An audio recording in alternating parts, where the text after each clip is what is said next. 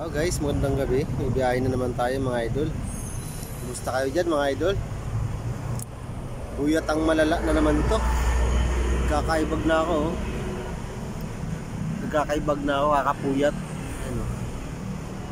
Shoutout sa lahat mga idol. Ibiyahin naman tayo.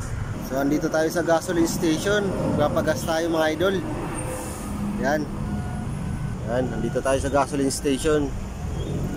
Papakarga tayo ng gas para ready to fight na. Ayun si Manong Guard busy sa busy sa kaka-email. Ayun, busy si Manong Guard sa kaka-email. Dipit na daw, dipit. Ayun mga idol. Kumusta kayo dyan? Tignan nyo naman,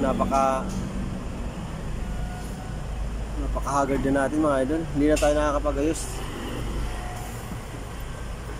Ayun lang. Ano gabi? Shoutout sa lahat.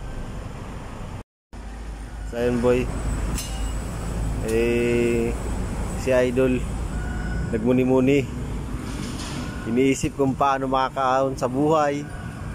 Sobrang hirap na kasi ng buhay ngayon mga idol.